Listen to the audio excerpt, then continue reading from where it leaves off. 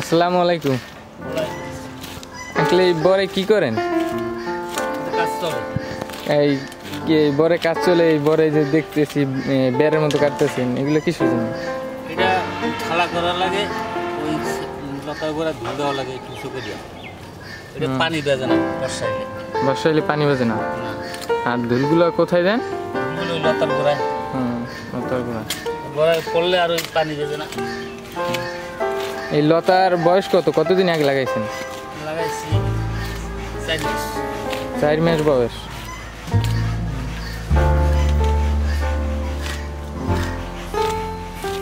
কখন লতা লাগাইলে সবচেয়ে সুবিধা হয়?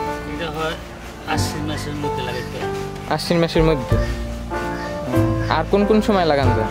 প্রথম আশ্বিন লাগাইলে লতাটা ভালো তাড়াতাড়ি লাস্টিং করে। আর কার্তিক মাস লাগাইলে এটা আস্তে আস্তে হয়। আস্তে আস্তে। এই মাস লাগাইলে এই লতা আবার ফাল্গুন বৈশাখে যাই আবার খুব আমদানি ভালো হয়। আবার আর একবার যেমন দেবে আষাঢ়ে বৃষ্টির সময়। বৃষ্টির সময় এগুলো আবার এই আস্তা লতা লাগাইলে এটা আবার তাড়াতাড়ি দেয়। এটা লাভের সংখ্যা আবার তাড়াতাড়ি হয়ে যায়। আর আশ্বিন মাসে লাগাইলে এইটা 6 মাস লাগে ওই লতাটা ডাঙ্গর হইতে। আষাঢ়ে লাগাইলে ওইটা 2-3 মাস পর আবার ওই লতাটা পচ করে। আর আশ্বিনে লাগাইলে 6 মাস পরে ওই লতাটা আবার আরো করতে হয়। লাগানোর সময় কি এই বিট বেঁধে লাগাইতে হয় না কোপাই লাগাইতে হয়? লাগানোর সময় আবার এরকম মেরি বাঁধতে হয়। মেরি বাঁধতে হয়। পানিটা না পাবে লাগাইতে কাড়া লাগে। এই যে লতার গোড়ায় যে দেখতেছি শিকড়, এই শিকড় ডাকতে দিতে আছেন এই দিয়ে? গোড়ায় দিয়ে একটা গোড়া শিকড় ঢাকা লাগে।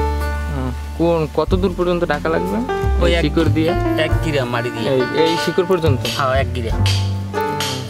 এই গিরাটা তলায় দিতে হবে। এটা আবার ওই শিকড় দিয়ে এই লতাটা আরো ডাবল জোর করবে। এইটা আবার ওই 6 মাস পর আবার নিচে নামাই দিতে হবে। এই পানের বরে কখন সার দিলে ভালো হয়? এটা লাগানোর 2 মাস পর সার দেওয়া লাগে। 2 মাস পর? 3 মাস এরকম সময় দিতে হবে। কয়বার সার দিতে হয়? সার বছরে 4-5 বার পরে। লাগানোর পর একবার, তারপর মাঝখানে আবার ওই লতা বড় হওয়ার সাথে সাথে আবার মাঝখান দেওয়া লাগে। আবার ওই লতা নামাইয়ে আবার মাঝখান দিতে হয়। এটা লতা টানের সময় কোনো সময় দেওয়া যাবে না।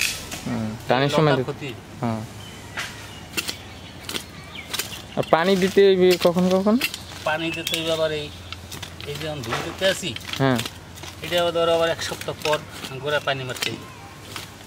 1 সপ্তাহ পরে? হ্যাঁ, এই ধুলটা যখন দিতে আসি মেরিতে পানি দিয়ে আর কি বাঁচবে না। খালা করতে আসি এদিকে নেমে যাবে।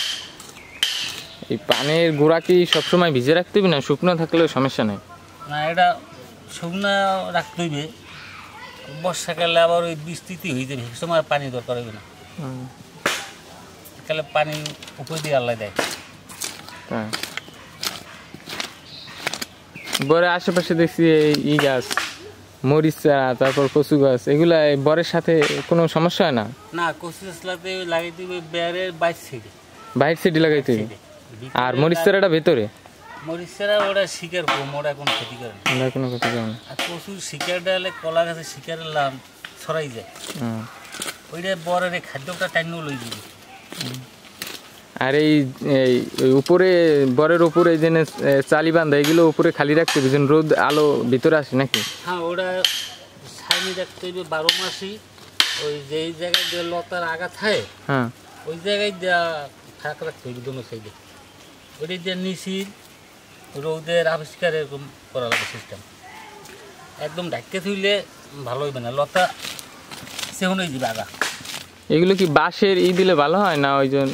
বাঁশেরটা দিলে ভালো হয়। বাঁশেরটা দিলে ভালো হয়? এইটা লতা বায় তাড়াতাড়ি ছড়ে না। আচ্ছা, ঠিক আছে, আপনাদের অসংখ্য ধন্যবাদ মূল্যবান তথ্য দেওয়ার জন্য।